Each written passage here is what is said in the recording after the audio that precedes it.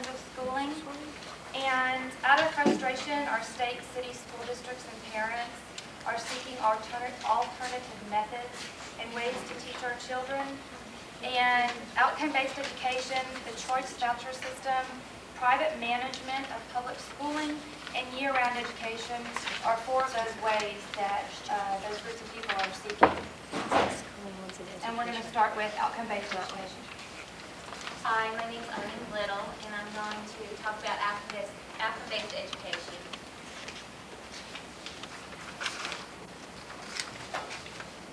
Okay. The first thing I'd like to do is ask, does anybody know what outcome-based education is? Okay. Well, outcome-based education is very simply put, it is a system of education in which goals of education are identified, and they're called outcomes. In other words, they'll describe what Johnny needs to learn to get a degree. And then they will design his education, his curriculum, around those exit goal outcomes, is what they call it. There are essentially four underlying beliefs of outcome-based education. And the first one is that all individuals can learn successfully. And I would say, can you see from over here? And I would say that this is probably the most central outcome, or most essential belief of outcome-based education. They believe that everyone has a right to earn an education in the United States, and that by doing that, we will have better education if we make sure that our system can be learned by everyone, and everyone will be successful in it. Success results in further success. They believe that once a child has earned just a minuscule amount of success, that will spur the child on for more success. They also believe that schools create and control the conditions under which learners succeed. They believe that it's the school that has the responsibility of teaching the children and for their success. If the children are not succeeding, if even just a few of the children are not succeeding, then it is the school's responsibility to go back and find out why. And it all begins with the community, educators, learners, and parents. And they believe that all of the people within the community, all of the parents, and all of the businesses, they all need to get together and decide what it is that this child needs when he graduates to be a productive member of the country. Also, there are some characteristics of outcome-based education. And the first one is that what a student needs to learn is clearly identified. That's first and foremost. The child is told from the beginning, so to speak, by a system of outcomes that is spelled out by the community, and of what his goals are in life. Goals are for UNIS education. Each student's progress is based on demonstrated achievement. The child is not just expected to get an A, B, C, or a D. The child is expected to show that he has mastered the material. Each student's needs are accommodated through multiple instructional strategies and assessment tools. The way that they determine how the child has mastered the objective is through different means of assessment, not just testing in the traditional sense, where they would have standardized tests or whatnot. It might be watching a child actually complete a task, or it may be that the child is expected to give in front of group presentation. Each student is provided time and assistance to realize his or her potential. If Johnny needs more than 2 weeks to learn a certain element within a unit maybe of his curriculum, then he is given more than 2 weeks, and he's not penalized for it. In other words, if it takes him maybe a year and a half to get through fourth grade, so to speak, then he will be given that time.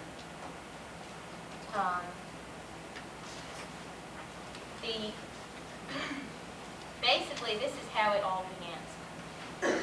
When a community decides that they would like to have outcome-based education, they start by determining what the exit outcomes are going to be, and they might do that by surveying businesses, talking to different people within the business world. What is it that you're looking for from a graduate? They identify those outcomes, and they can be very, very broad. Then they determine program goals. Once they determine the program goals, which are how they're going to design the child's education so that the exit outcomes will be the end result, they will determine what maybe in each subject area or grade level, what goals there will be per year. Then they apply authentic tasks. They determine what's the best way to teach this? What is the best way to obtain these goals? The next thing is the learner outcomes, and that is hopefully, if everything goes the way that they project, the child will learn the outcomes. And if the child, to figure out whether or not the child has learned the outcome, they will be assessed. And before, like I said, the assessment can come in various different tools. If the child has been determined to have mastered or be confident within the outcomes, they will go ahead and graduate, or they will move on to the next area. But if not, then they will go back and they will reapply the same tasks. They will try and make sure that the student goes back and learns those outcomes. And that all has to do with the reevaluation.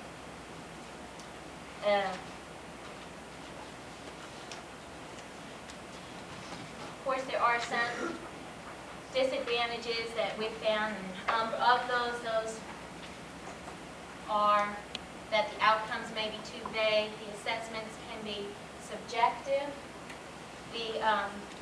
There's a lot of critics that say that it is value teaching. There is those that will say that it will dumb down the schools, and then there are those that will say that it is a form, radical critics who will say that it is a form of mind control. Thank you. Hi, I'm Melissa Gilley, and I'll be talking about the issue of school choice voucher systems. And a working definition of that is the school choice voucher systems are, well, the question is, should low-income students receive public money to pay tuition at a participating private school of their choice? That's the issue everyone is struggling with. And this issue has given rise to many heated debates throughout many educational circles. The voucher amount is determined by the amount the state spent in the previous school year to educate one student. In most cases, this amount, it varies, but it does average out to be about $2,600 per student.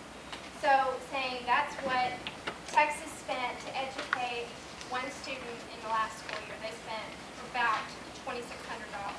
And that is what the voucher amount would be, that would go to the parents to send this child. They take this money and they use it towards tuition in a private school. Many states are considering the choice voucher system as an alternative to the educational systems that are plaguing society today. Milwaukee, Wisconsin is currently participating in the voucher system, and they have a lot of pros and cons working there. For the most part, they are happy with the system so far. California is considering a move to the voucher system, and in California they're referring to this as Proposition 174. And in 1993, California did vote this proposition down almost 2-1.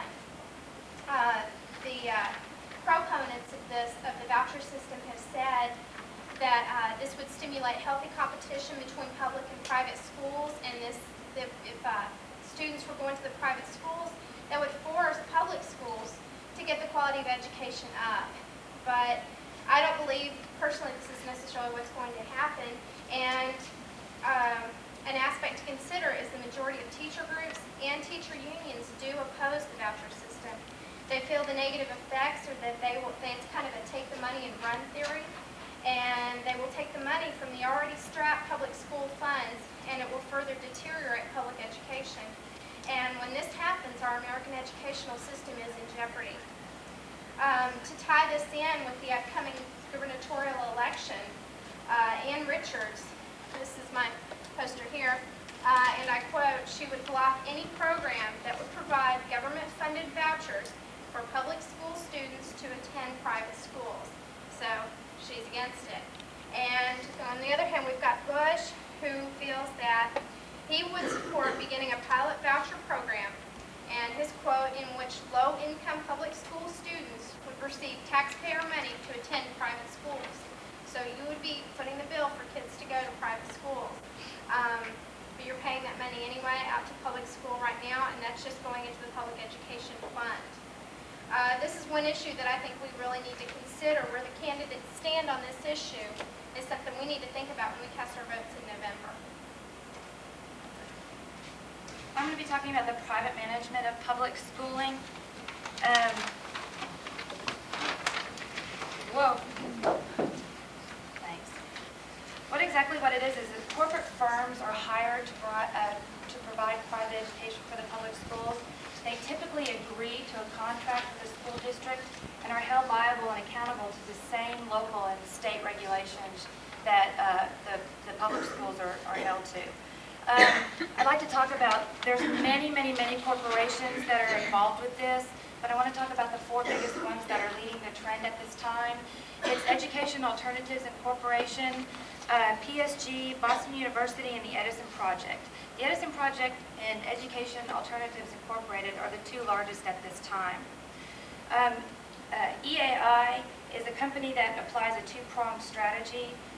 First, it examines the school facilities to make sure that they're clean and safe and have a conducive learning environment.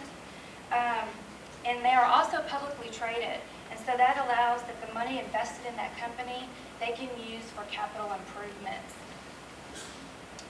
Second, they devise a plan for maintaining that school at a functional and hospitable level with the maximum efficiency for learning. They have presently signed, this is one you may have heard of recently in Hartford, Connecticut. They just signed to be for a for-profit company that was signed to do the private education for the whole Hartford school district. Their philosophy is called Tesseract. It's the same curriculum that the other districts use. They just use a different way in applying that curriculum.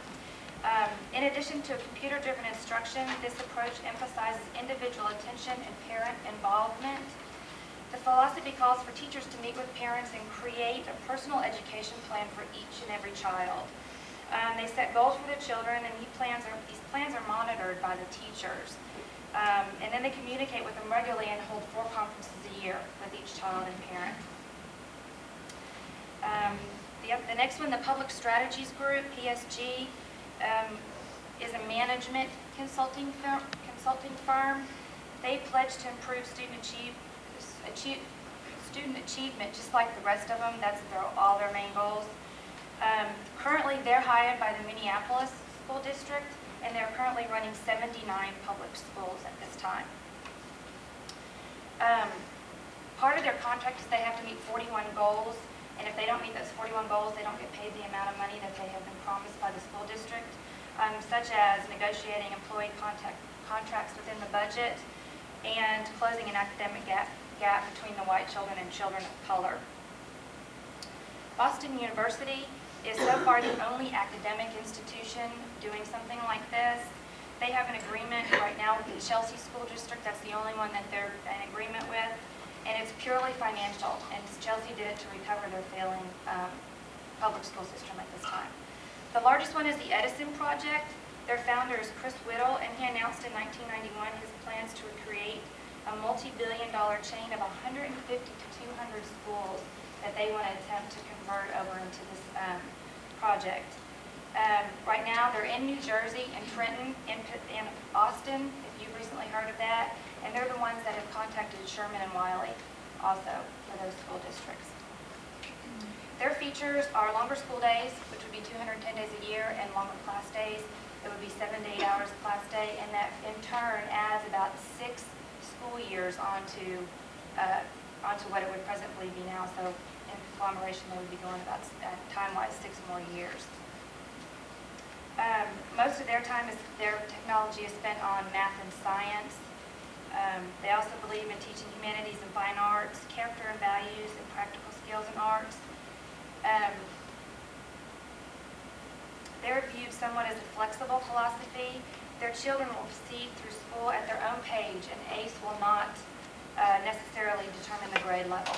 So they don't go like we do, K through 12, at a specific year and get held back or whatnot. They go by their own pace. And that's it. Well, I have this one cartoon, and I hope y'all can see it back there. This is as large as I can get it blown up. But what it is the mom and dad talking, and there's a little junior walking out to go to school. And it says, "Have you noticed a difference in our son since public schools began being run by private companies?" And he has a little briefcase in his hand, a little top hat, and a little business suit on.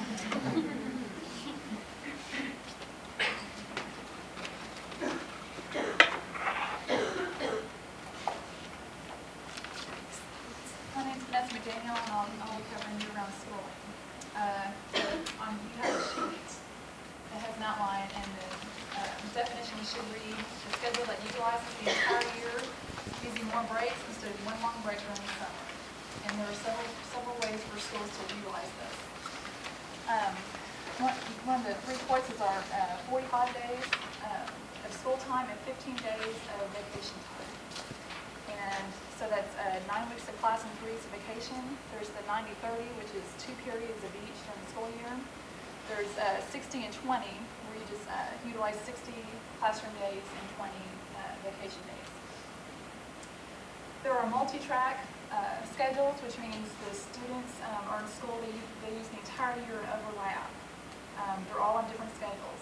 The single track is the students are all on the same schedule and they have the same breaks, and which the multi-track is usually used for overcrowding of schools. Single track is mainly used for just a change, for maybe improving grades. The reason we need change is because one of the reasons that people think we need change is because we don't need to conform to the farmer's schedule. Kids no longer need to go on the farm and help with the harvest. So another reason is for overcrowding. Some school districts cannot build more buildings, and therefore they have to figure out a way to get all these students in these buildings. The third way is just for better grades. Some schools see how other schools have higher scores due to year-round schooling, and so they decide to try it for their school. The benefits for year-round schooling is first it's higher test scores, and that's what every school district wants, is higher test scores for their kids. Lower absenteeism, better use of buildings, less time on kids' hands. They won't stay on board because you don't have like a full semester. I'm sure y'all realize what it's like to be like in the 10th week of school and you're just getting really tired of it. These students don't have that problem because they're in school for a really long time. Foreign language is best learned on a continuous basis, and with this system, they will no longer have a whole summer to forget maybe some parts of the language. There are convenient blocks for teaching units. A teacher could, we learned about units before, could teach 45 days on a subject and have 15 days off instead of a whole semester long unit. Those will fit nicely. Quick responses for learning difficulties. If a child is having problems in class, the teacher can rectify it like the next vacation period instead of waiting like the whole semester or staying after school. And that'll be a lot easier. There's a reduction of learning loss and less time reviewing. If y'all can remember spending a whole month reviewing what you learned the previous year, these kids don't have that problem because it has only been a few weeks since they last been at school. More students can attend. This is for the multi-track schools. They can put more students in a school, say that will only take 900, they can fit 1,200 in that school because of the multi-track. The drawbacks include a burnout of teachers and students used to long summer breaks. Kids who are used to going to camp may not be able to that year because they have to go to school during that summer. Conflicting schedules. Some parents may have a kid on the regular year and a kid on the year-round. So that's a complication along with the parents. Daycare problems, as you can well imagine that. The whole entire school year, finding daycare for your child during certain times when they're off. Money for teachers, transportation and building upgrades. Teachers no longer have their own room. Okay. Staff development meetings, and the big deal is air conditioning because the rooms do get 100-degree heat in the summer. I said, future of education remains unseen. We can only speculate how these possible solutions will affect our children's future. I mean, there may not be any, but you all do such a thorough job. Yes, Vince. Yeah. What is dumbing down school? Dumbing down of schools means when, I think we talked about this the other day in class, when one child is maybe a little bit of a slower learner or may take longer than the rest of the children or majority of the children, in traditional classrooms, they will just move on ahead and that child doesn't get the adequate instruction. And when with outcome-based education, they won't go on to other material until that child has met the mastery of that goal. And so they say that dumbing down means that the rest of the children will be slowed down to the level of that other child.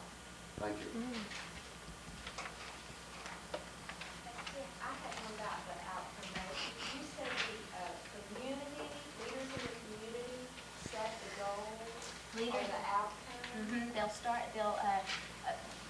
representatives of the community, like civic leaders, representatives of the teachers, like the teachers union will send somebody, the parents will have a say so, and then a lot of that also has to do with the site-based management, and those people continue to reassess and reevaluate what the goals are, and if those goals aren't working out quite well, then they'll get together and they'll kind of fidget things around until they've got it where they want to do. They say most of the programs that are successful take at least 5 years of planning before that they can come up with a really good plan.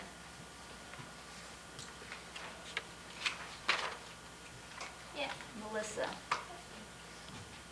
for vouchers, aren't they, because traditionally it's private schools versus public, haven't they also, or people advocate applying them to public schools where you would have a choice of public schools that you could attend? Right, they do have a choice as far as that goes, but everyone is moving towards the private. No one, as of yet, has chosen, oh, we're going to stay in public. It's like I discussed the take the money and run theory, and they're taking that money and they're trying to run into the private schools. But a problem they're also running into is the private schools are raising tuition to keep out those unwanted students. They don't want them in there, and they're just raising tuition to fight the kids with the vouchers coming in. And so they are having to go into the public schools as a result of that. So, because I had heard some discussion that it was a way, because unfortunately it's very sometimes common knowledge which are the better public schools versus which are not. Right. And that's a way, supply and But they can demand. go- Are you talking about like going to the better public school in Yes. the richer part of town? Well, Yeah. or just to put pressure on that other school to improve whatever, get a new That's- principal, get new teachers, Yeah, that's what get they new say students. the pros are, is that would stimulate the healthy, what they say, healthy competition. And they say that the statistic, or not necessarily, there aren't any real statistics on it as far as the competition aspect goes. But like I said, they hope that that's what it would stimulate, is healthy competition. But instead of doing that, it's people are running out to private schools, and the public schools that they're leaving are just going downhill at a fast rate. So the competition isn't working quite the way they thought it would. So that's a problem they're running into.